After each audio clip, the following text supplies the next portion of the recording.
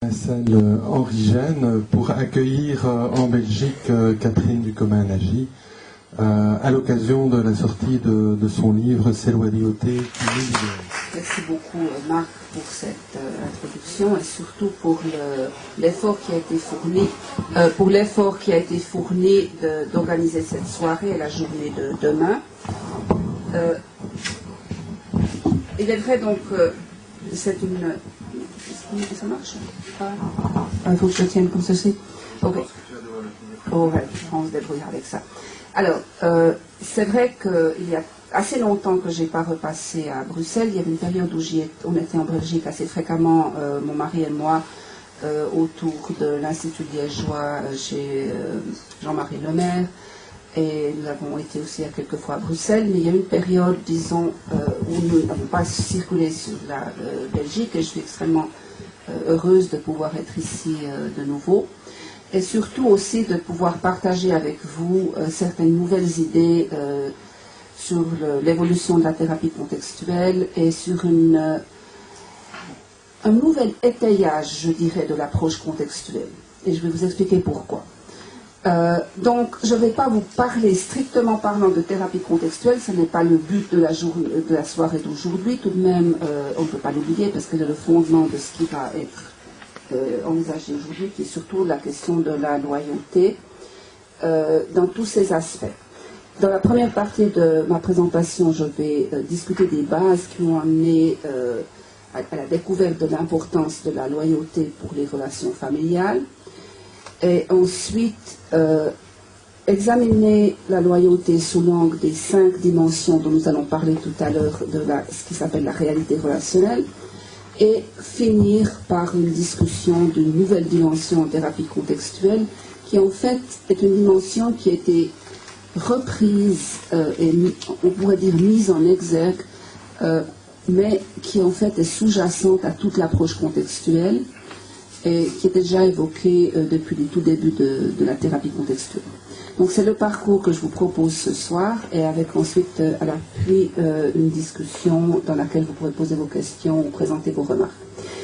Vous voyez que j'ai sur cette table une revue scientifique tout à fait passionnante, achetée à la gare du Nord ce matin. Pourquoi est-ce que je vous présente cette chose-là que j'ai failli laisser sur la table parce que je ne suis pas en train d'acheter des cachemires et de la bijouterie? C'est parce qu'en fait, dans cette revue, est un article qui est totalement dans la ligne de ce que je vais vous parler ce soir. Et c'est ça qui est extrêmement fascinant, c'est qu'en fait, des choses qui ont été évoquées par mon mari comme des découvertes qui paraissaient rébarbatives à l'époque, de cette fameuse dimension de l'éthique relationnelle, en fait, on la retrouve maintenant à tous les contours, y compris ici, avec le titre « Et si on était gentil ?» Toute la question, en fait, de la place de l'altruisme, la question de la place de la gentillesse, de la générosité, et le sous-titre ici, bonne nouvelle, aux États-Unis, la gentillesse n'est déjà plus synonyme de faiblesse ou de naïveté, décryptage d'un phénomène qui ne va pas manquer de traverser l'Atlantique. Et on pourrait se poser la question justement de savoir est-ce que cette fameuse thérapie contextuelle a vraiment traversé l'Atlantique ou pas, ou est-ce que justement tout ce mouvement va appuyer des idées qui étaient peut-être rébarbatives à l'époque. Dans le même sens, donc, un livre qui vient de sortir d'un auteur que vous êtes sûr que beaucoup d'entre vous connaissent, Frans de Waal. C'est son dernier livre, Primate et philosophe, où il pose l'hypothèse que notre capacité on pourrait dire de goodness en anglais, on va dire bonté à quelque part, c'est difficile de traduire autrement, est en fait un élément qui est hérité avec tout un tas d'autres choses de nos ancêtres non humains à travers un héritage de type darwinien et à travers le processus de la sélection naturelle. Et que dans ce sens-là, notre capacité d'altruisme, si nous pouvons dire ça, notre capacité de solidarité et de générosité est un élément qui existe chez nous en tant qu'espèce humaine et qui en fait est un élément qui amène un avantage évolutif. Et dans ce sens-là, une chose importante, je ne vais pas en parler ce soir, peut-être probablement demain, c'est cette notion que notre capacité de réciprocité et d'une certaine manière de bonté, si on peut dire, entre guillemets, parce que c'est un mot qui semble assez curieux dans le monde de la thérapie familiale, de discuter de bonté ou de goodness en anglais. Mais je pourrais traduire juste en quelques phrases que De Waal conclut que notre capacité d'agir bien parfois, plutôt que mal tout le temps,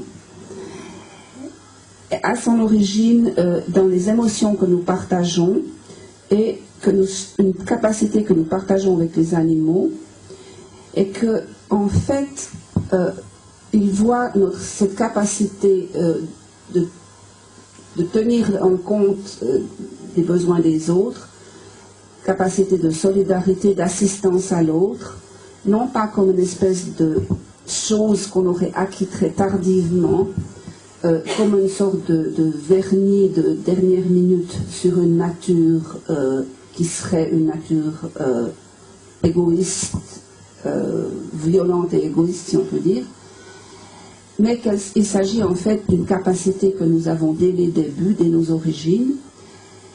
Et cette vision de l'homme comme quelqu'un qui est capable de bonté, même s'il agit mal parfois, d'une manière inhérente à notre nature humaine, amène à des conclusions assez importantes en ce qui concerne toute la discussion, par exemple, des troubles de conduite chez les adolescents, de toute cette notion que les adolescents n'ont pas de conscience, ces adolescents présentant des troubles de conduite n'ont pas de conscience, et une vision de ces adolescents comme des gens qui seraient à écarter ou à contenir par la force, et qui ne sont pas dans la même continuité que les adolescents qui ne se présentent pas ce même genre de troubles.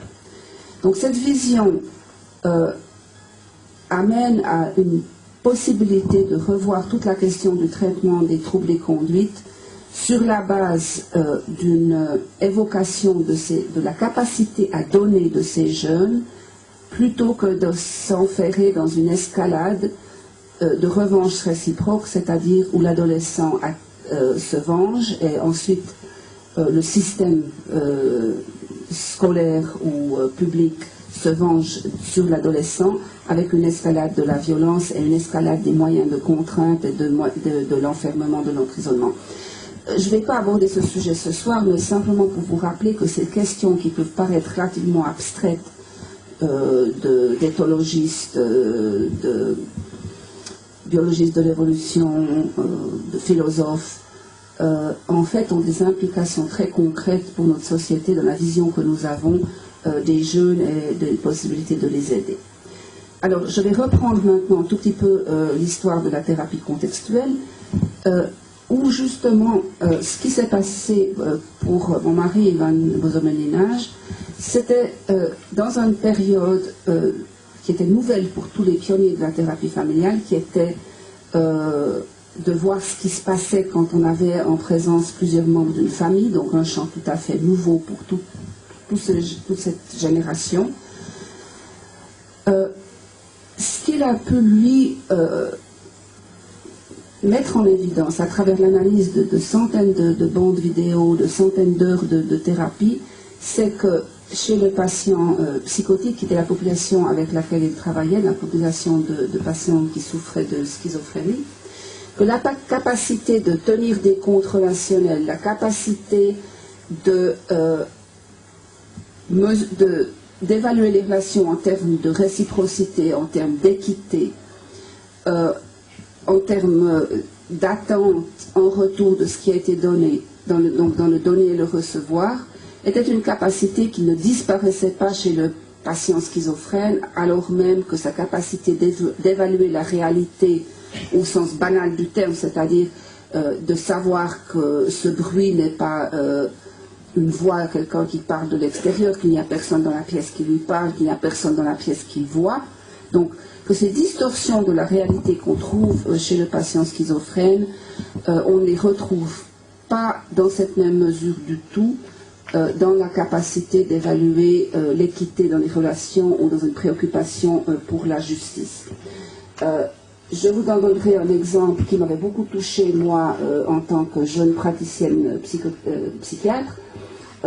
J'étais dans une situation, donc j'étais médecin dans un hôpital, et il y avait une patiente qui était toujours dans le hall d'entrée, qui faisait des ronds de cigares et parlait à ses voix, elle faisait des ronds de cigares. Tout ce qu'elle faisait n'allait plus du tout à un atelier de réadaptation, elle était complètement coupée des relations avec qui que ce soit, elle était comme une sorte d'automate dans la salle, dans le salon d'entrée. C'était pas du tout une patiente que je traitais moi-même, mais je la connaissais bien parce qu'elle était là tous les matins à la même heure faisant les mêmes ronds de cigares. Et un jour, je suis arrivée au travail assez secouée par une lettre que je venais de recevoir et très perturbée par cette lettre, triste, mal. Elle était mal. J'arrive à la réception, la secrétaire me dit « Bonjour docteur », elle me donne mon pager, vous appelez ça le bip. Je vois ma secrétaire, ah bonjour docteur, voilà les lettres à signer. Et donc aucune prise en compte, si on peut dire, de l'état dans lequel j'étais, qui était qui était pas bien. Et j'entends tout d'un coup comme une voix venant du fond d'une tombe. Docteur, si vous sentez si mal, il faut rentrer à la maison. C'était ma patiente dans les ronds de cigares qui était la seule qui avait réellement réalisé que j'étais pas dans un bon état et qu'il aurait mieux valu que je rentre à la maison. Alors que les deux personnes que j'avais déjà rencontrées étaient dans la routine des conventions sociales. Bonjour, bonjour. Donc, c'est un petit exemple de cette capacité qui n'est pas perdue chez le patient psychotique de pouvoir tenir en compte de ces éléments. On l'avait vu aussi dans une séance avec mon mari où un jeune patient psychotique était très agité, il parlait à la caméra, il sautait dans tous les sens et il n'arrivait pas à se concentrer sur le processus de l'interview qui était planifié. Et disant qu'il avait soif, qu'il fallait de l'eau, et mon mari a demandé à l'assistant s'il pouvait amener une bouteille d'eau et un verre, et l'assistant a amené une grande bouteille d'eau et plusieurs verres. Et ce jeune homme a finalement d'abord donné des verres d'eau à tous les gens qui étaient assis pour l'interview, et finalement il n'avait plus de verre pour lui et plus d'eau pour lui. Et moi, à ce moment, on a posé la question en lui demandant comment ça se passait dans la famille, et est-ce qu'il était quelqu'un qui essayait de donner, et comment est-ce qu'il donnait à sa mère qui était présente. Et sa mère disait, mais vous parlez de quoi, vous ne voyez pas dans quel état il est, ce type. Regardez comme il était agité, d'ailleurs il est incapable de donner, il n'a jamais rien donné, qu'est-ce que vous imaginez, il est à ma charge, il est tout le temps à l'hôpital, etc., etc. À ce moment-là, le grand-père est intervenu en disant, mais enfin, il t'a quand même donné quelque chose. Elle lui dit, de quoi? Elle lui dit, mais de l'argent. Elle lui dit, mais non, on n'a pas donné d'argent du tout. En réalité, je lui ai emprunté de l'argent que je repaye autant d'intérêts de la banque. Donc il me doit rien, je lui dois rien. La question, c'est qu'il n'est pas à la grande banque internationale, il lui a donné toutes ses économies à un moment où elle avait fait faillite et les banques ne voulaient plus lui prêter quoi que ce soit. Donc il lui permettait de redémarrer avec l'argent qu'il avait économisé. Bien sûr, elle le payait, elle le remboursait avec taux d'intérêt officiel, si on peut dire. Mais il avait eu la générosité de mettre à sa disposition de l'argent alors que les banques ne lui auraient jamais rien donné. Et il se privait en fait d'une certaine liberté par rapport à ça. Donc, cette idée que cette capacité de donner, cette capacité de prendre en compte les besoins de l'autre n'est pas effacée par la psychose, a été une grande découverte pour mon mari. Et l'autre élément a été que cette capacité, du rôle de la capacité d'engagement dans les relations familiales. Alors, ces conclusions sur le fait que nous sommes capables de tenir un compte relationnel, que nous enregistrons ce que les autres nous donnent, ce que nous enregistrons ce que nous devons aux autres, et que nous agissons en fonction de cette balance, a été quand même la grande contribution de la thérapie contextuelle, en disant qu'il s'agit là d'un facteur de motivation, que le facteur de motivation n'est pas simplement, quand nous agissons vis-à-vis des autres, nos besoins émotionnels, mais que nous ne pouvons pas comprendre la manière dont nous nous engageons dans les relations avec les autres si nous ne pouvons pas tenir compte de ce compte relationnel qui détermine comment nous nous positionnons par rapport aux autres. Et qui devient à ce moment-là un facteur de motivation, c'est-à-dire que quand nous avons donné, nous avons une tendance à réclamer notre dû. Quand nous avons reçu, nous sommes dans une situation où les autres attendent que nous donnions à notre tour. Et donc que nous sommes dans les relations proches, toujours dans des balances qui sont constamment en mouvement. Cette vision de la balance est beaucoup plus parlante probablement que celle des grands livres des contes dont peut-être quelques-uns d'entre vous avez entendu parler, parce que quand on parle de livres de contes, on parle de quelque chose de statique et on parle de quelque chose d'objectif. Votre comptable à la fin de l'année va pouvoir vous dire d'une manière objective si votre commerce fonctionne ou si vous êtes dans le rouge. Alors que dans les relations, il n'y a jamais cette possibilité d'un compte objectif, dans la mesure où ce que moi je donne à quelqu'un de bon cœur peut être vu comme par l'autre personne comme une charge. Et inversement, je peux avoir reçu quelque chose de quelqu'un et ça me paraît une contribution minime, alors que pour l'autre c'était quelque chose d'énorme. Donc cette balance, elle est toujours subjective et la discussion ne peut se faire que dans un dialogue entre les deux parties sur la manière dont elles conçoivent cette balance. Et dans ce sens-là, la seule manière de pouvoir prendre en compte cette balance, c'est dans ce dialogue où le thérapeute sert d'agent de ce dialogue, mais ne peut jamais évaluer où se trouve la position des comptes, comme un comptable pourrait voir vos livres et vous dire oh, vous avez un manque ici ou un surplus ici. Donc, l'important à se souvenir, c'est justement que nous agissons sur la base de ces balances dans nos actions envers les autres et que sans prendre compte, sans réaliser que c'est un déterminant important de nos relations, nous manquons une dimension des relations que nous avons avec les autres. Alors, si nous prenons l'idée de ces dimensions maintenant, si nous parlons de dimension de la réalité relationnelle, quand je parle de réalité relationnelle et de dimension, ce que je veux dire par là, c'est que toute situation entre deux personnes est déterminée par un certain nombre de facteurs que nous allons évoquer ici. Et chacun de ces facteurs joue un rôle et il est présent dans la situation. Mais du point de vue didactique, nous pouvons extraire de cette situation les différents éléments, les différentes composantes. De la même manière que si par exemple nous voulons situer Bruxelles sur une carte de géographie, nous pouvons garder la longitude et la latitude. Donc en fait on peut dire que la longitude et la latitude sont contenues dans le point qui décrit Bruxelles, et que ces deux éléments sont inséparables. C'est-à-dire que si on n'avait que la latitude, on ne saurait pas où est Bruxelles. Si on n'avait que la longitude, on ne saurait pas où est Bruxelles. Il nous faut les deux pour vraiment rendre compte de l'endroit où se trouve Bruxelles. Dans cette même manière, ces dimensions existent toujours dans la situation. Elles sont coexistantes. Et il s'agit simplement de pouvoir les évoquer séparément pour avoir une perspective plus claire de la situation sans pour autant penser que l'une est plus importante que l'autre ou que l'une disparaît ou que l'autre disparaît. Alors, quand nous entrons en relation avec les gens, nous y entrons sur la base d'abord de notre équipement biologique, de personnes, de notre force physique, de notre sexe, de la couleur de notre peau, de l'état de notre santé. Est-ce que nous sommes des gens qui ont encore une longue vie devant nous, des gens qui sont âgés et qui n'ont plus beaucoup de vie devant nous? Ça va changer nos relations avec les autres.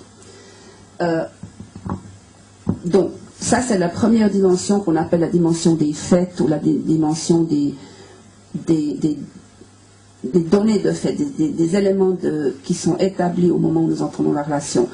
Par exemple, vous pourrez avoir toutes les imaginations du monde sur qui vous voulez rencontrer. Si vous êtes né dans un pays dont vous ne pouvez pas sortir en raison des lois de ce pays, vous pouvez rêver à l'Amérique, vous pouvez rêver à l'Europe, et vous ne pourrez pas sortir et entrer en relation avec des gens là-bas. Donc c'est un autre élément des données de fait qui sont les données, si on pourrait dire, socio-historiques. Le deuxième élément, c'est l'élément de notre psychologie individuelle, c'est-à-dire de tout ce que nous avons en nous qui détermine la manière dont nous percevons les autres au sens de notre équipement perceptif, de nos capacités cognitives ou de nos limitations dans la capacité cognitive et de nos besoins internes tels qu'ils sont en général décrits par les psychanalystes par exemple. Ça c'est la dimension de la psychologie individuelle.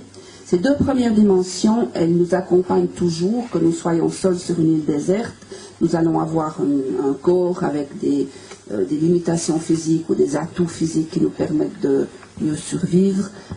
Nous allons avoir une psychologie, nous allons avoir des peurs, des angoisses, ou bien nous allons avoir une capacité cognitive qui nous permettent de nous en sortir mieux que quelqu'un d'autre.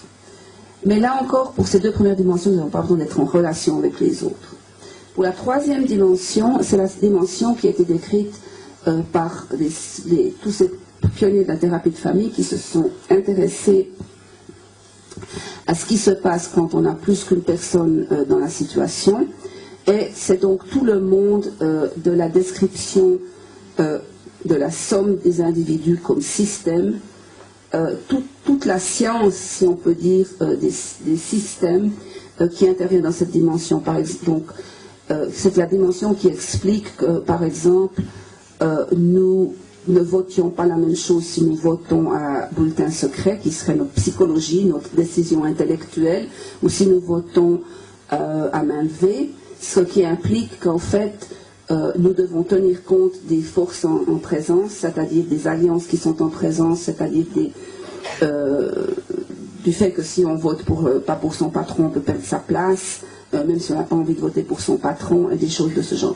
Je vais revenir sur cette dimension systémique dans un tout petit moment. La dimension de l'éthique relationnelle, c'est celle dont je parle tout à l'heure, c'est-à-dire celle qui rend compte du fait que nous entrons en relation en fonction du passé de cette relation, dans le sens de cette balance de ce que nous avons donné à l'autre, de ce que l'autre nous a donné, et de la manière dont cela détermine l'action prochaine, l'action suivante par rapport à cette personne, soit en termes de réclamation, soit en termes d'obligation. La dernière dimension est une dimension dont on n'a pas parlé, donc qui n'a pas été discutée jusqu'ici en thérapie contextuelle, dans les ouvrages de thérapie contextuelle, c'est ce qu'on appelle la dimension ontique, qui rend compte du fait que nous avons fondamentalement besoin d'être en relation avec les autres pour exister en tant que soi. Je vais reprendre ça tout à l'heure quand on parlera de la loyauté, mais il s'agit donc de la discussion du fait que nous avons un besoin fondamental de l'autre pour exister en tant que soi séparé.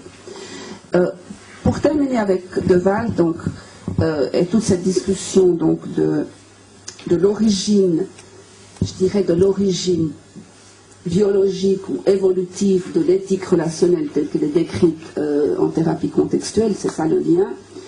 Un autre point qu'il fait dans son livre, c'est celui que nous sommes des êtres obligatoirement groupaux, en anglais gregarious, donc grégaire, donc des êtres qui ne peuvent pas ne pas être en relation.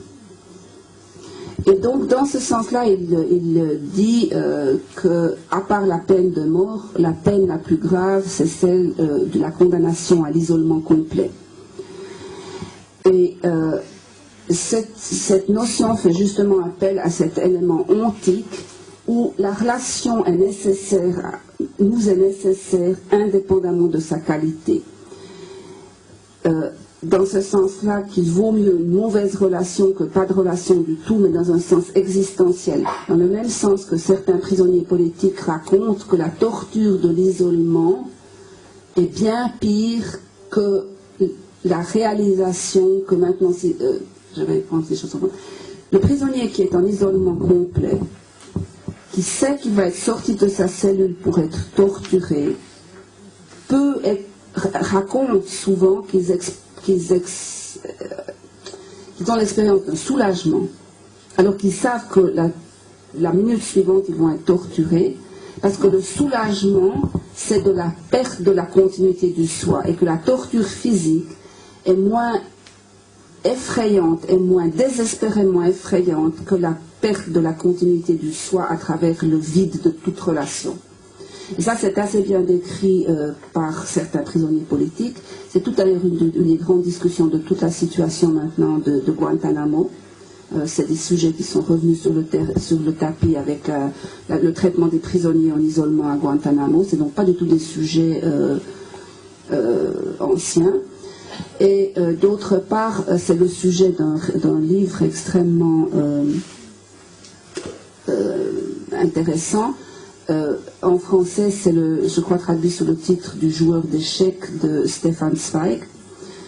Et donc toute l'idée que ce prisonnier, c'est un prisonnier dans l'histoire qui est en isolement complet, essaye de ne pas sombrer dans l'anéantissement du soi ou dans la folie, à travers l'effort qu'il fait pour jouer aux échecs contre lui-même, où il alterne entre une position où il est le joueur et une position où il est celui contre qui on joue, en changeant en alternance.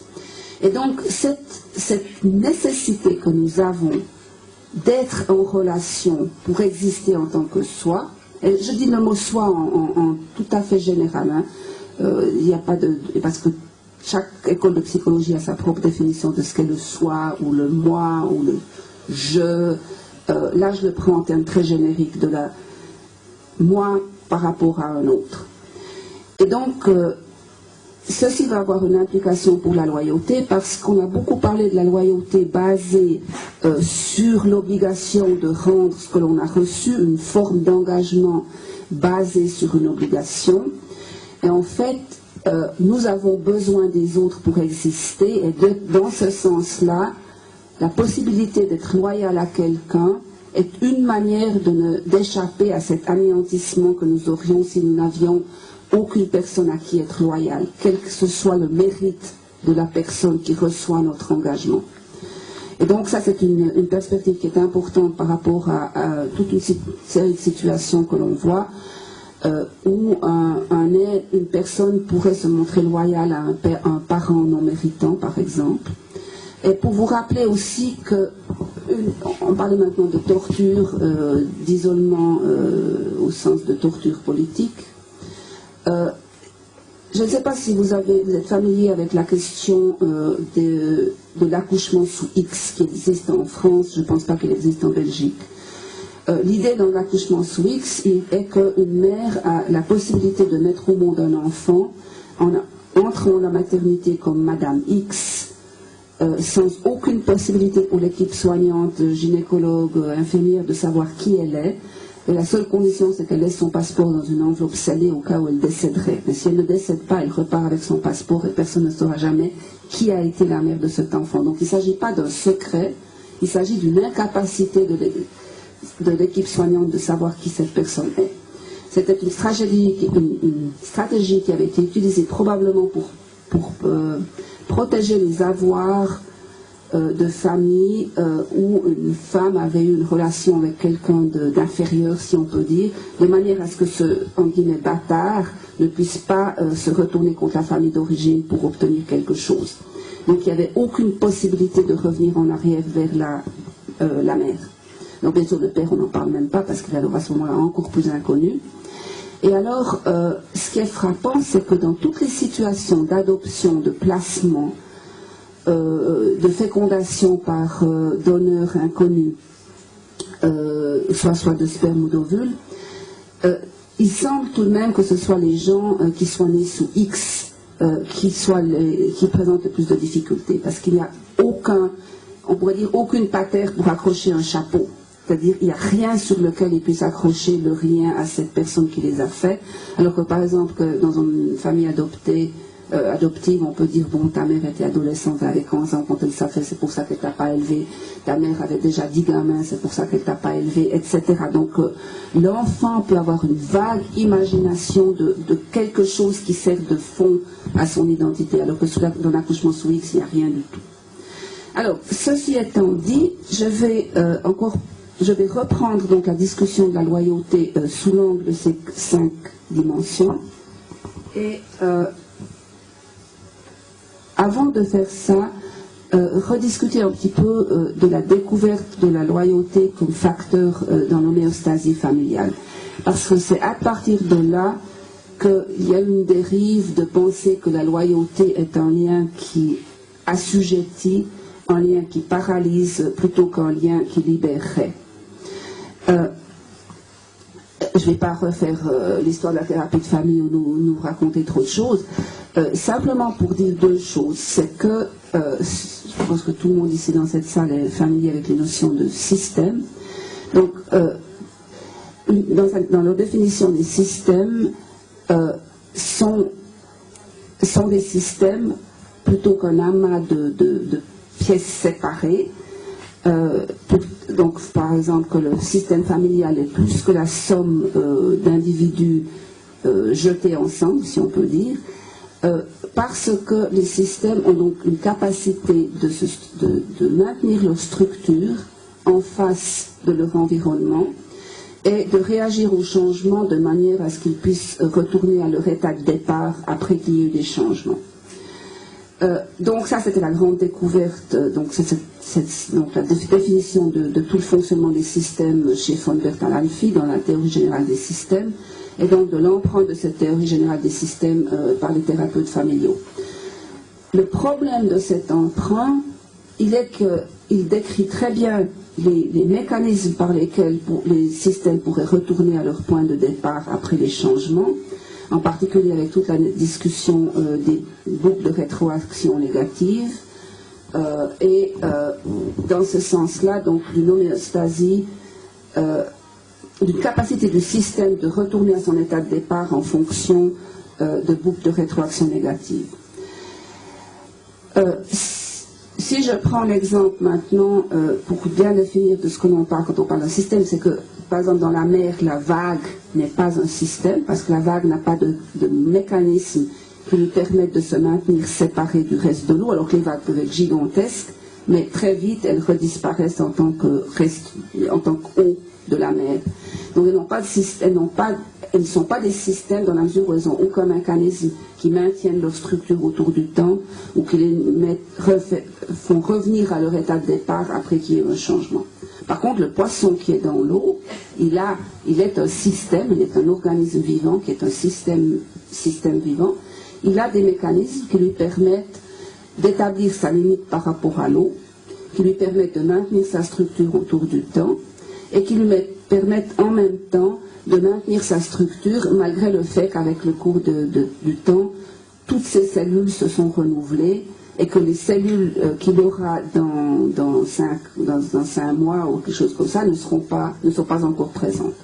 Alors, pour ce qui est des systèmes vivants, le mécanisme, ce qui maintient l'homéostase du système vivant, c'est on pourrait dire à quelque part leur programme génétique. Disons qui quand même est le programme qui assure, qui donne les ordres pour que ce système continue d'exister et maintienne son homéostasie. Par exemple, que si l'eau devient plus froide, le poisson a un mécanisme. Si l'eau devient plus chaude, le poisson a un mécanisme. Encore si je parle de température de poisson, je crois que je suis dans un mauvais rayon. Donc on va laisser ça. Mais si on parlait d'un serpent dans le désert, on y serait. Alors, par rapport à ça, le problème pour les thérapeutes systémiques, c'est de définir à ce moment-là quelle est cette nature, quelle est la chose qui fait que la famille se maintient en tant que système. Donc on voit bien comment le système est maintenu, mais qu'est-ce qui fait qu'une famille soit un système qui tienne, comme par exemple le poisson est un système vivant parce qu'il a un programme génétique qui le fait continuer en tant que système vivant.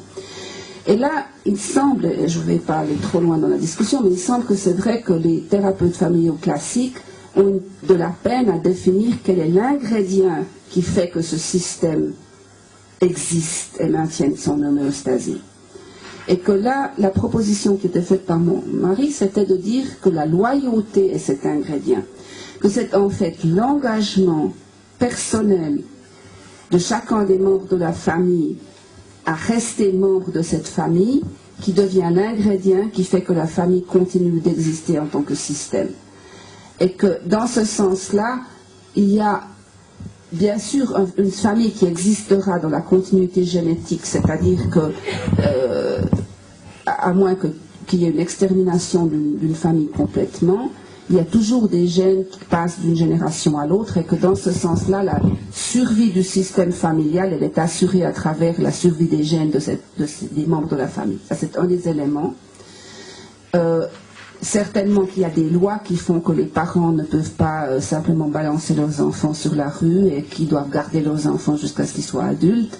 Sinon, il s'agirait d'un abandon d'enfants qui serait puni. Donc, il y a des lois qui assurent en quelque sorte la stabilité du système familial. Il y a l'attachement affectif des membres de la famille les uns avec les autres qui assure la continuité de la famille. Mais qu'il y a aussi justement cet engagement à travers la loyauté à maintenir l'existence de la famille. Alors, s'il est vrai que la loyauté est un des ingrédients de stabilité de la famille, de l'homéostasie de la famille, elle peut aussi avoir mauvaise presse dans les moments où on souhaiterait justement les changements, puisque pour les thérapeutes familiaux, souvent c'est la capacité homéostatique du système familial qui devient un problème, parce que justement la famille, dans ce sens-là, résiste au changement. Et que la famille tente à bloquer les changements qui seraient souhaitables pour un ou l'autre des individus, ou tente à bloquer les changements qui seraient induits par un thérapeute. Donc, l'habileté du thérapeute familial, c'est d'amener des changements qui ne soient pas contrecarrés par le système familial. Donc, par rapport à ça, on pourrait s'imaginer que la loyauté est une force négative parce qu'elle ne permettrait pas l'évolution des individus, elle ne permettrait pas la séparation des jeunes vis-à-vis de la génération précédente, et qu'elle nous condamnerait en sorte à la dépendance. Donc, dans ce sens-là, toute l'idée donc qu'il faudrait en somme à quelque part nous guérir de notre loyauté, nous permettre de ne pas être loyaux. Or, il y a une autre manière de voir les choses qui semble plus utile que cela, c'est de voir que justement, parce que la loyauté est ce ciment des relations familiales, que dans ce sens-là, la loyauté, l'offre de loyauté vis-à-vis des membres de la famille permet aussi une assez grande liberté dans l'expression de cette loyauté. Et que dans ce sens-là, c'est un des éléments pour lesquels on pourrait dire que la loyauté peut nous libérer. Je vais maintenant reprendre un certain nombre de points. La loyauté aussi assure l'homéostasie familiale parce que la loyauté définit un intérieur et un extérieur. Donc c'est dans ce sens-là qu'elle a un effet systémique, si on peut dire, c'est qu'elle définit l'ensemble des gens vis-à-vis de qui je suis loyaux, par contraste aux autres personnes vis-à-vis de qui je m'engage moins. Il faut se rappeler que la loyauté est toujours une notion triangulaire, c'est-à-dire que on ne peut pas définir la loyauté sans ce contraste entre la personne à qui on est loyal et la personne à qui on est moins loyal. Parce que si on définit la loyauté comme un engagement privilégié par rapport à une personne vis-à-vis de qui on a une obligation, à ce moment-là, il y a les personnes vis-à-vis de qui on a moins d'obligations. Donc par contraste, la loyauté établit une frontière entre le groupe qui partage cet engagement et les outsiders, ceux avec qui on ne partage pas cet engagement. Donc, la loyauté est un élément qui ne peut être détectée justement que dans le moment où il y a cette possibilité de choix. Par rapport à ça, on pose toujours la question de savoir si la loyauté est visible ou invisible. Et en grande partie, la loyauté est invisible, mais dans une manière très particulière. Elle est aussi invisible que le champ magnétique que le champ magnétique est invisible dans cette pièce. C'est-à-dire que je suis dans cette pièce, j'ai aucune idée de savoir où est le nord, le sud, l'est ou l'ouest. Mais si j'avais une boussole à la place d'une montre, l'aiguille de la boussole réagirait au champ magnétique et à partir de là, le champ magnétique serait révélé par cette boussole. Et dans ce sens-là, la loyauté n'est révélée qu'au moment où il y a la possibilité d'un choix entre deux parties. C'est à ce moment-là de ce choix que je pourrais dire vous êtes loyal à A ou vous êtes loyal à B. Donc la loyauté, on pourrait dire, est invisible jusqu'au moment où elle est révélée par une situation dans laquelle il y a une possibilité de choix.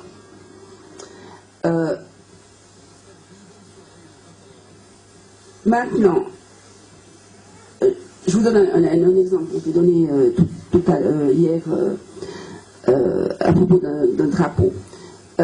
Je vis aux États-Unis, je suis d'origine suisse, je ne me sens pas particulièrement suisse, je ne suis pas au club Edelweiss de Philadelphie, je ne chante pas le yodel au 1er août, et je ne mets pas de drapeau rouge à croix blanche dans mon jardin dès que je me lève. Okay.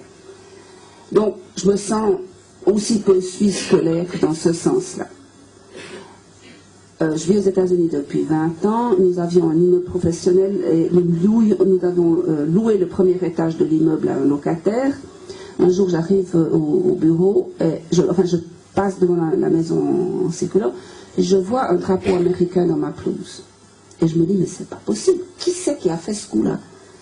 Et avec vraiment l'envie de dire, mais non, je vais l'enlever. C'est pas mon drapeau. Et c'était en fait le 4 juillet, la fête nationale, et c'était tout à fait normal que mon locataire ait mis un drapeau américain. Mais ce que je veux dire par cet exemple, c'est que je n'ai pas du tout réalisé que j'étais suisse avant que cette personne plante son drapeau américain dans ma pelouse, qui a donc révélé ma loyauté, qui n'était pas vraiment consciente de ma part, au sens de justement être sûr que je mette un drapeau suisse le 1er août dans ma pelouse. Donc, dans ce sens-là, on peut dire que la loyauté est invisible, sauf au moment où elle est sollicitée dans une situation concrète. Maintenant, elle peut s'exprimer d'une manière directe, c'est-à-dire que je m'assure de mettre le drapeau suisse le 1er août, c'est la manière directe de l'exprimer, ou bien elle peut s'exprimer indirectement en demandant à mon locataire d'enlever son drapeau américain parce que ça me dérange. Et dans ce sens-là, donc il y a une loyauté qui est invisible, comme le champ magnétique est invisible, c'est-à-dire qu'elle n'est pas encore révélée par la situation, et on verra au moment de la situation où elle se situe, ou alors elle est invisible dans la manière où elle devient indirecte, c'est-à-dire que au lieu d'être directement loyale, je suis indirectement loyale en étant déloyale à quelque chose d'autre. Donc 2 moins font 1 plus. Et c'est ce type de loyauté qui peut poser des sérieux problèmes parce que dans une situation de ce genre, tout le monde est perdant. C'est-à-dire que, par exemple, le parent, vis-à-vis de qui je suis assez fâchée pour ne pas passer Noël chez mes parents parce que j'estime qu'ils ne méritent pas ma présence vu tout ce qu'ils ont fait contre moi. Mais en même temps, je vais hésiter à aller chez mes beaux-parents ou même pas réaliser pourquoi je ne vais pas chez mes beaux-parents en me disant... De toute manière, je ne vais pas aller chez mes parents, ils ne méritent pas. Et tout d'un coup, réaliser que c'est le jour où j'ai une crise de foi, la fameuse crise de foi des Français, où tout d'un coup, je dis, mais je ne peux pas aller, je me sens malade. Et alors, mes beaux-parents seront fâchés parce que je ne suis pas venue. Mes parents seront fâchés parce que je ne suis pas venue. Et moi, je suis malade au lit. Et c'est de ce type de situation de loyauté doublement indirecte qui sont symptomatiques, c'est-à-dire qu'en fait, elles sont coûteuses pour toutes les parties. Et c'est de ce type de loyauté dont nous devons nous occuper quand nous travaillons avec des patients individuels ou avec des familles, parce que justement, Dans la mesure où les personnes ne peuvent pas être loyales d'une manière directe, elles vont l'être d'une manière indirecte et compliquée et coûteuse pour elles et pour les autres membres de la famille. Maintenant, ce qui est donc important pour nous, c'est de réaliser deux choses. C'est que d'une part, donc la loyauté est inséparable de conflit de loyauté, c'est la fameuse tirade du Cid. Il faut venger un père et perdre une maîtresse, réduit au triste choix ou de trahir ma flamme ou de vivre en infâme. Des deux côtés, le mal est infini. Je dois à ma maîtresse aussi bien qu'à mon père. Donc c'est l'idée de loyauté basée sur l'obligation. Et si on est dans une situation d'obligation envers deux personnes, à ce moment-là, le choix devient très difficile. Alors, dans la clinique, ce qui se passe à ce niveau-là, c'est que dans la vie courante, nous sommes constamment dans des conflits de loyauté. Simple, ça veut dire, j'ai décidé d'aller au cinéma avec une amie, et mes parents viennent en visite, est-ce que je vais lâcher la copine à qui j'ai promis de partir au cinéma, ou est-ce que je vais lâcher mes parents qui sont venus en visite? Alors, dans l'ensemble, dans la vie courante, on s'accommode de ces situations en étant équitablement déloyaux. C'est-à-dire qu'une fois, je dis à ma copine, écoute, je suis désolée, mes parents viennent d'arriver. Puis l'autre fois, je dis à mes parents, écoute, j'avais promis à ma copine d'aller au cinéma. Alors cette fois, je vous demande de m'excuser, mais je ne pourrai pas sortir avec vous. Et que finalement, on reste équitable à tour. Pas dans la situation immédiate, mais à tour. Pour ce qui est des enfants, en fait, il y a la loyauté aux deux parents quand les parents sont ensemble. Et en fait, deux problèmes pour les enfants de parents divorcés. Le problème qui est le problème, je dirais, plus banal, c'est le même problème que nous avons avec la copine et les parents, c'est-à-dire que les enfants dont les parents sont séparés, que ce soit dans le divorce ou dans la séparation, ou bien dans des situations où l'enfant est placé, l'enfant équilibre sa loyauté à l'un et équilibre sa loyauté à l'autre. Ce qui devient une charge pour l'enfant, mais qui n'a encore pas à voir avec un vrai clivage de loyauté. C'est-à-dire, par exemple, il y a des enfants qui acceptent de manger 2 gâteaux d'anniversaire, qui soufflent 2 bougies pour ne pas faire de jaloux. C'est un poids par rapport à l'enfant qui a besoin de manger qu'un gâteau et de souffler qu'une seule bougie.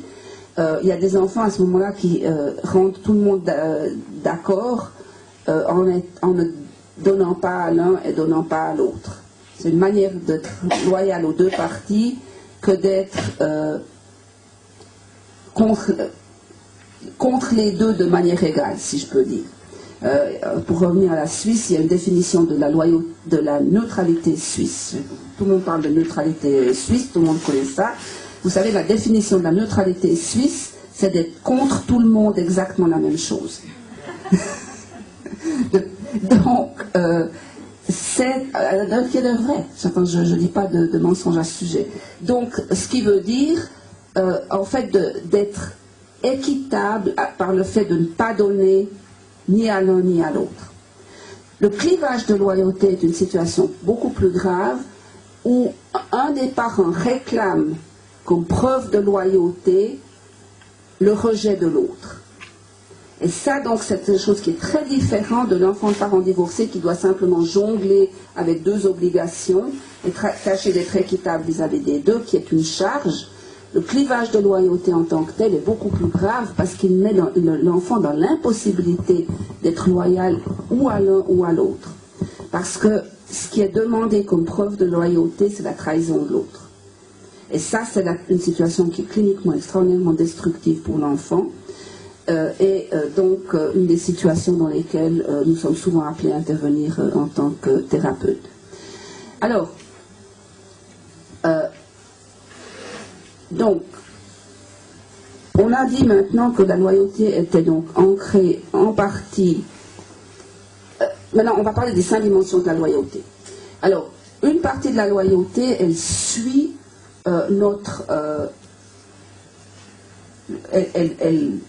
elle va dans le même sens que nos liens de sang. C'est-à-dire que dans la mesure où nous avons des liens de sang avec nos parents, et si nous continuons leur famille, c'est-à-dire en ayant nous-mêmes des enfants, nous leur sommes loyaux sans avoir grand-chose à faire. Que dans ce sens-là, nous privilégions nos parents, notre parenté au sens plus large du terme peut-être, par rapport aux tiers, dans la mesure où nous partageons un même sang et où nous nous montrons généralement plus disponibles pour les gens avec qui nous partageons ce sang qu'avec les tiers. Maintenant, dans le sens psychologique, il y a des formes de préférence. Nous privilégions nos parents pour des raisons qui n'ont pas toujours à voir avec la loyauté. Là, il y a une très grande confusion à propos de ces fameuses loyautés invisibles. Parce que nous avons des raisons de ne pas nous séparer de nos parents qui sont indépendantes de la loyauté au sens strict du terme, mais qui ont en fait à voir avec une intériorisation des attentes de nos parents de ne pas partir. Dans ce sens-ci, mon mari avait développé ce concept de ce qu'on appelle le surmoi anti-autonome, faisant le pendant au surmoi des psychanalystes, cette espèce d'intériorisation de l'interdit des parents.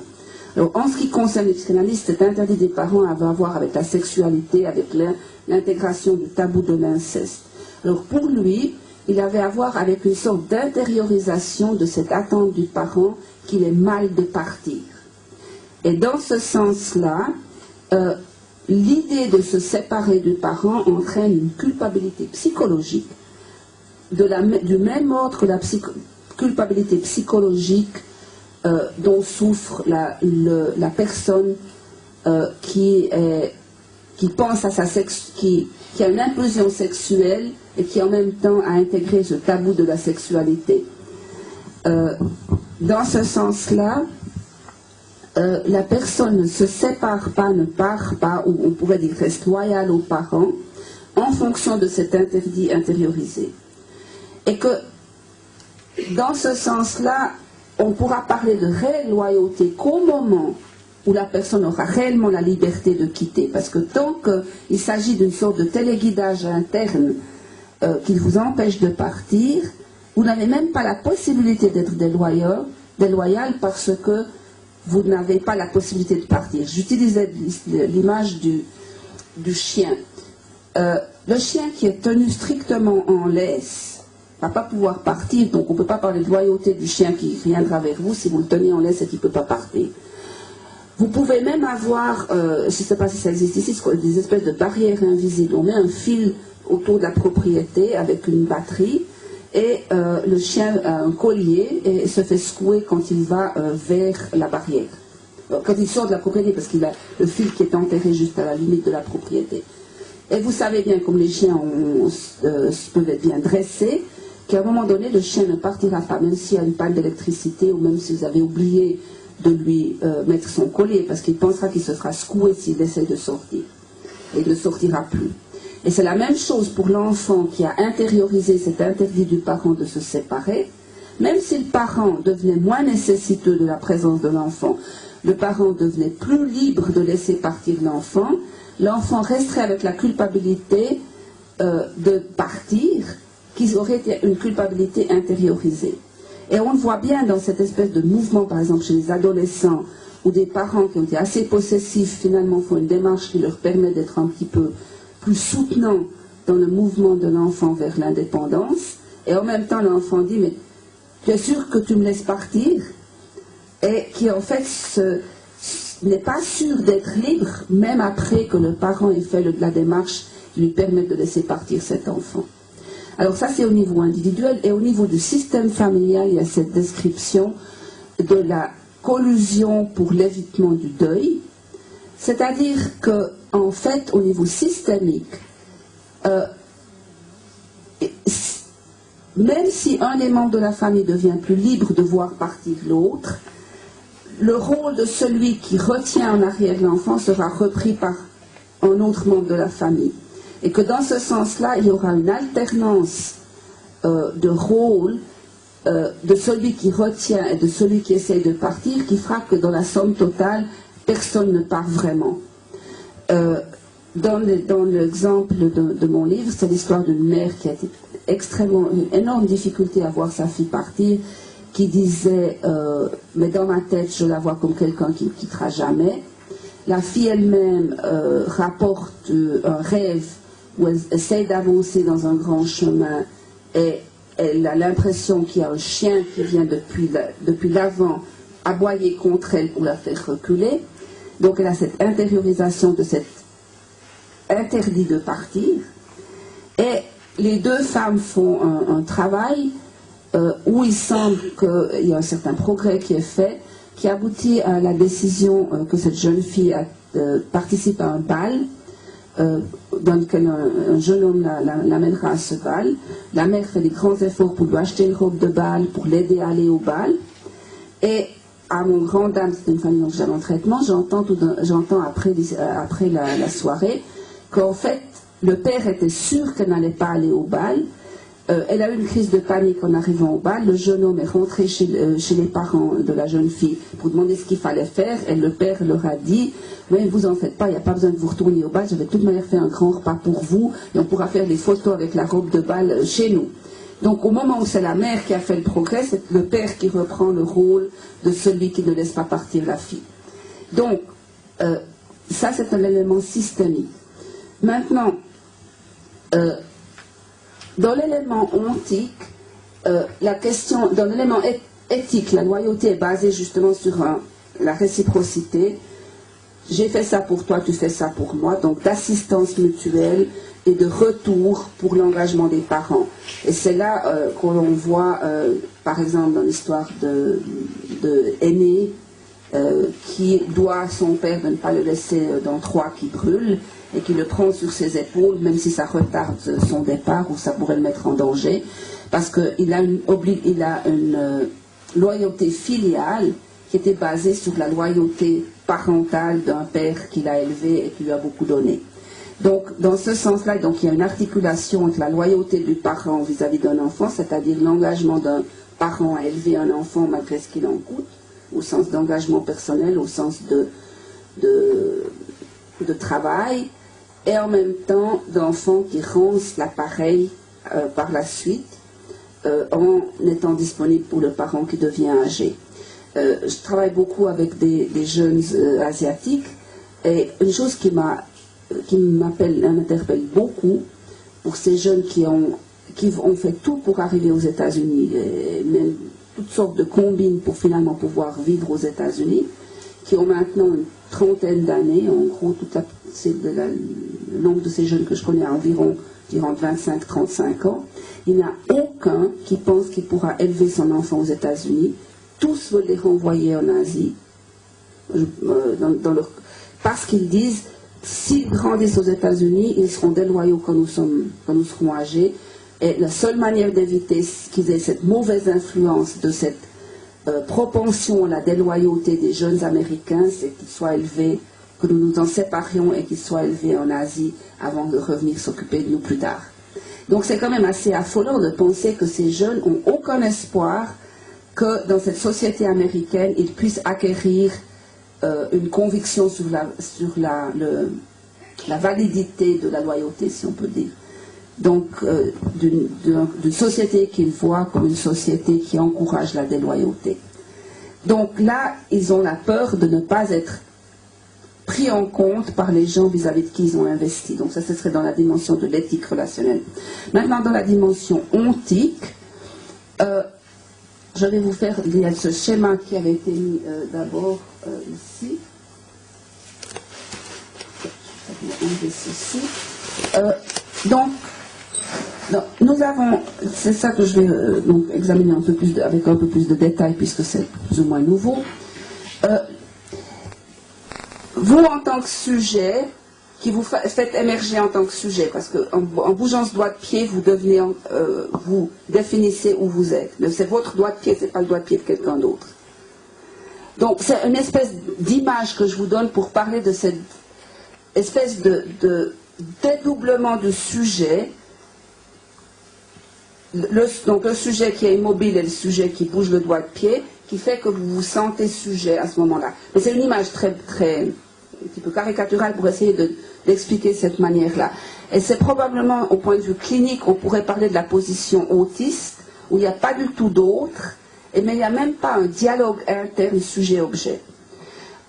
Encore une fois, je ne suis pas sûre que ça soit totalement adéquat de penser que les enfants autistes fonctionnent comme ça, parce qu'on ne sait pas exactement, mais ce serait une image de cette position autistique, si on peut dire. Ici, nous n'avons toujours pas d'autre, ce serait la position du prisonnier, par exemple, qui peut être à la fois... Alors, il y a un dédoublement à deux niveaux. Il y a le sujet qui peut s'adresser à un objet, c'est-à-dire, par exemple, le joueur des Blancs qui s'adresse à l'adversaire noir. Et puis ensuite, il peut y avoir la position renversée, où le joueur noir est l'objet des interventions du joueur blanc. Donc il y a, ou bien dans la question de la psychose, vous pouvez être sujet qui insulte la voix qui vient de vous dire quelque chose en disant « tais-toi », ou bien vous pouvez être la voix qui dit « t'es un con », dans les voix persécutoires par exemple. Donc, il y a un dialogue interne avec une alternance de la position entre sujet et objet à l'intérieur de la personne, sans qu'il y ait de relation avec un tiers, un autre. Donc ça, ce serait la position du dialogue interne, la position de la psychose et la position de la manière dont le prisonnier essaye d'échapper à cette annihilation à laquelle celui-ci échappe très difficilement. Parce que là, c'est arrangement extrêmement précaire. Alors que cet arrangement-là est parfois plus durable, on le sait avec les gens qui présentent une psychose. Pour ceux qui travaillent avec des patients psychotiques, se souvenir aussi que parfois, le médicament qui permet que les voix se taisent, qui devrait être un énorme soulagement pour le patient psychotique, peut aussi être un moment de dépression, parce que tout d'un coup, il y a arrêt du dialogue interne, et que c'est des tournants de la thérapie auxquels il faut être attentif. La troisième situation est une fusion intersubjective entre A et B, par exemple la fusion parent-enfant. Et alors, ces deux-là agissent en tant que nous, sujets, vis-à-vis d'un objet, ou nous, objets, vis-à-vis d'un sujet externe. C'est en anglais cette situation du we-ness. On ne dirait pas en français nous-ness, mais ce serait quelque chose comme ça. Ça veut dire que c'est une dyade qui fonctionne en tant que nous par rapport à un autre, alors qu'ils peuvent se positionner soit en tant que sujet, soit en tant qu'objet de l'action. Maintenant, la quatrième manière, alors là, il y a deux personnes bien séparées, mais la personne A n'est capable seulement d'être l'objet des actions de la personne B. Au point de vue clinique, on pourrait parler ici de personnalité dépendante.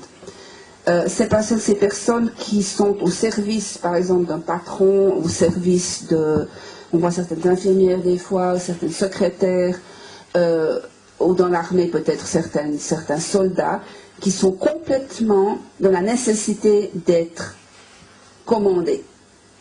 Ils ne peuvent être que l'objet de la commande de l'autre et n'arrivent jamais à se positionner en tant que sujet. Alors inversement, il y a la position narcissiste où la personne ne peut que commander, ne peut pas tolérer d'être commandée. Alors bien sûr que on peut voir dans des situations bien de travail ou bien de couple, celui qui a cette position va rencontrer celui qui a cette position et qu'il y a parfois des arrangements relativement stables dans des arrangements de ce type. Mais donc, il y a l'incapacité pour la personne de changer de position, soit être complètement celle qui est commandée et qui est l'objet de l'autre, ou bien qui est complètement le sujet dans la personnalité narcissique, qui ne peut pas tenir compte des besoins de l'autre, qui ne peut être que dans la position de diriger l'autre. Et la dernière position ici, donc deux personnes bien séparées, qui peuvent être dans un dialogue où à la fois elles peuvent être sujets et à la fois elles peuvent être objets. Donc une fois je te dis de faire cela et une autre fois tu me dis de faire cela. Donc si on parlait du langage de Buber à propos du dialogue je-tu, ceci serait le vrai dialogue je-tu, où on ne chosifie jamais l'autre, on est toujours dans une relation avec l'autre, Et là, ce serait deux formes du dialogue je, cela, où donc l'un chosifie l'autre, mais soit dans une position, soit dans l'autre. Donc, ce qui est important dans ce schéma, c'est de dire que, au point de vue clinique, nous avons tous un besoin ontique dont personne ne peut nous guérir. Parce que nous guérir de ce besoin ontique, ce serait dire que nous n'avons jamais besoin des autres pour exister, et ce serait ou bien nous précipiter dans ce type de situation, ou à la limite dans la mort. Une des hypothèses qu'on peut faire à propos de ce besoin si fondamental, c'est que la personne qui est dans l'isolement, donc on dit l'isolement au sens de prisonnier, qui est une des pires punitions que l'on peut avoir, et d'autre part, la personne qui n'a aucune relation, qui devient, en anglais irrelevant, qui devient,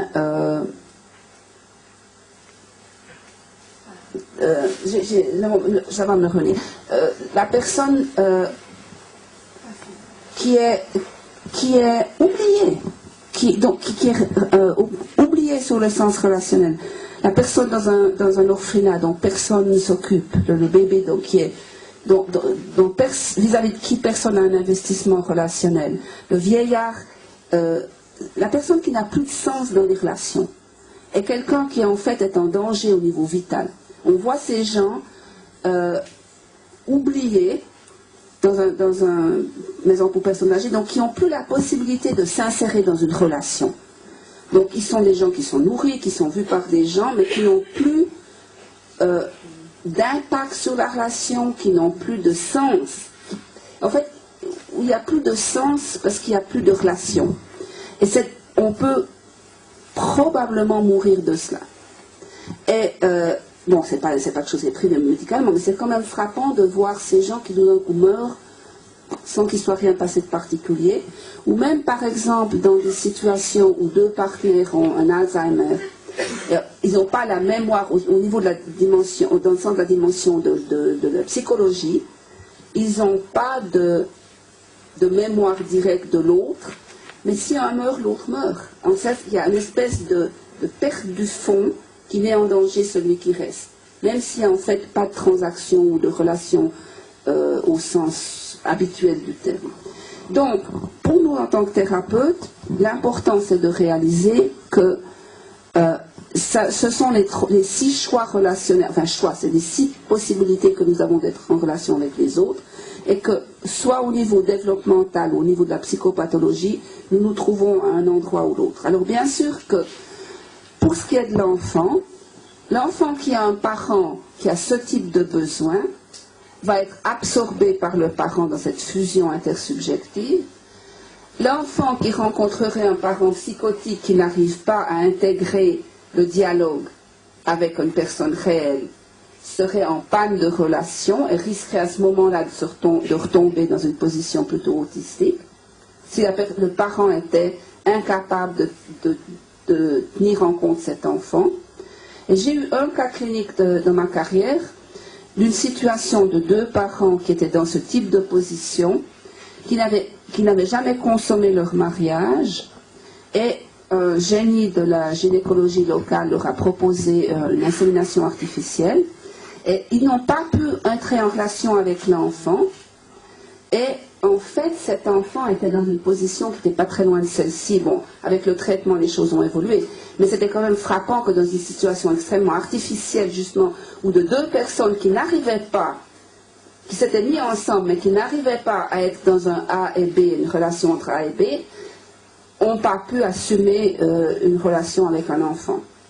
Alors, la même chose ici, ce serait l'enfant parentifié, ici, où le parent se tourne vers l'enfant pour avoir une direction, où le parent attend de l'enfant une direction et où l'enfant en fait ne reçoit pas du parent un appui, où le parent par exemple lui donne des ordres, ne serait-ce que de lui dire, dis-moi quand tu veux aller au lit, au lieu de lui dire c'est l'heure d'aller au lit. Ce type de situation-là. Donc le parent serait l'objet de l'enfant en tant que sujet, au sens grammatical, j'entends pas au sens psychanalytique. Alors l'inverse, c'est le parent qui ne pourrait pas tenir compte des besoins de l'enfant et qui ne pourrait jamais laisser l'enfant s'exprimer. Et dans la dernière situation, c'est la possibilité pour un enfant d'être dans une situation de dialogue avec le parent. Alors bien sûr, au point de vue du bébé qui grandit, on pourrait imaginer que l'enfant passe par ces différents stades, mais au sens de l'arrêt développemental d'un parent, cette forme de besoin relationnel, la forme que ce besoin relationnel prend chez un parent, va conditionner non seulement le choix du conjoint, et c'est là qu'on voit que ce modèle crée un certain lien avec la théorie de Bowen, de la différenciation chez Bowen, où les gens se choisissent à un certain niveau de différenciation, et ensuite ça a un impact pour la génération suivante. Donc là, il y a une sorte de parallèle où la position relationnelle de l'enfant sert à ce moment-là d'une sorte de gabarit qui servira de modèle à ce que l'enfant, lui, peut devenir dans les relations avec les autres. Et c'est là qu'il y a une sorte de transmission intergénérationnelle de ce type de gabarit. Je dis le mot gabarit comme dans l'industrie, on a des gabarits pour couper le métal ou par exemple les fers pour faire les biscuits, par exemple. Où la pâte qui dépasse, on ne peut pas la mettre dans le moule, et puis s'il y avait de la pâte en moins, il faudrait en rajouter pour toucher les bords. Donc il y a une sorte de définition de la grandeur du biscuit à travers cette forme. Donc là, on a un déterminant multigénérationnel du type de relation dans lequel les gens peuvent se placer, qui n'est pas entièrement basé sur la loyauté. Pourquoi? Parce que justement, c'est qu'à partir du moment où l'enfant aurait la possibilité, par le fait qu'il a rencontré d'autres relations qui lui ont permis de se construire différemment, où il a été aidé en thérapie, c'est qu'au moment où l'enfant pourrait ne pas répondre aux besoins du parent, n'est pas simplement le résultat de ce gabarit où il est coupé exactement à la grandeur des besoins du parent, c'est qu'à partir de ce moment-là que la question va se poser pour l'enfant de savoir comment être à disposition d'un parent qui est nécessiteux, si on peut dire au sens large du terme. Dans ce sens-là, si je prenais encore une fois l'exemple de mon chien, l'enfant qui a internalisé l'attente du parent de ne pas partir, qui d'autre part a expérimenté un mode relationnel lié aux besoins du parent, est comme le chien qui aurait pris l'habitude de ne pas partir du jardin parce qu'il sait qu'il va se faire secouer et qui connaît que ce jardin-là, et que pour parler de loyauté, il faudrait pouvoir parler d'un chien qui puisse quitter la propriété et choisir de revenir. C'est là, à partir de ce moment-là, qu'on pourra réellement parler de loyauté. Alors, donc, se rappeler ici qu'il y a des mécanismes de répétition multigénérationnelle qui sont basés sur le mécanisme interne d'intériorisation d'attente des parents, sur l'expérience d'un type de mode relationnel, et qui sont aussi basés, et qui sont donc, dans ce sens-là, pas basés sur la loyauté. Il y a un autre type de mouvement intergénérationnel qui est basé sur ce qu'on appelle la légitimité destructive. Ça veut dire sur l'attente d'un parent d'une compensation pour ce qu'il n'a pas eu dans le passé, qui se tourne vers l'enfant, qui lui-même va répondre à l'attente du parent, mais en même temps être lésé et à la suite présenter sa demande de compensation dans la génération suivante. Donc un enchaînement de légitimité destructrice, parentification, qui est source de légitimité destructrice, source d'exploitation de l'enfant dans la génération suivante, source de légitimité destructrice dans la génération suivante, et ainsi de suite. Alors, avant de terminer et passer à vos questions, comment se fait-il que la loyauté peut être un élément qui libère? C'est-à-dire que s'il est vrai que nous avons besoin des autres pour exister, s'il est vrai que nous sommes dans des situations où des attentes sont placées sur nous par des parents, qui sont des attentes à quelque part invalidantes, si on peut dire. La loyauté, au lieu d'être un piège et de renforcer cette dépendance, elle devient une ressource, parce que quand on assume le lien avec le parent, qu'on examine qu'est-ce qu'on peut donner aux parents qui soit plausible pour soi-même, dans des termes qui ne soient pas simplement de la soumission aux attentes illégitimes des parents, si on peut dire, à partir de ce moment-là où on peut voir le parent comme quelqu'un qui mérite notre engagement en tant qu'être humain, mais qui ne mérite pas que nous répondions simplement à ces manipulations, et que nous puissions nous-mêmes nous construire, parce que nous sommes dans une relation, nous avons quelqu'un à qui donner, nous ne sommes pas nés sous X, nous ne sommes pas un enfant qui n'a ni rime ni raison, comme on dirait en français, dans un orphelinat que personne ne réclame, ou dans un divorce où il y a des situations où ce n'est pas le clivage de loyauté qui entre en ligne de compte, mais c'est que les deux parents ne veulent pas l'enfant et disent à la limite au juge, prenez-le, faites-en ce que vous voulez. On voit ce type de situation. Et ce type de situation où justement l'enfant perd le contexte dans lequel il pourrait donner, sont des situations les plus destructrices. Donc pour l'enfant, de trouver la capacité de donner dans des termes qui soient viables, et d'offrir sa loyauté dans des termes qui soient viables, devient à ce moment-là une source de liberté, parce qu'elle permet à l'enfant de se construire, à l'enfant que nous sommes. Nous parlons ici d'enfants jeunes ou d'enfants adultes, et que dans ce sens-là, il est plus libérateur d'être capable de maintenir un lien avec les membres de notre famille, et d'assumer ce lien dans des termes qui soient viables, plutôt de couper le lien ou de n'avoir personne à qui donner parce que personne nous réclame et que personne attend notre loyauté. Donc c'est dans ce sens-là que je vois la loyauté comme un lien qui libère. Et je vais en rester là parce qu'il ne nous reste pas beaucoup de temps et j'aimerais avoir assez de temps pour vos questions, vos réactions. Je vous remercie de votre attention.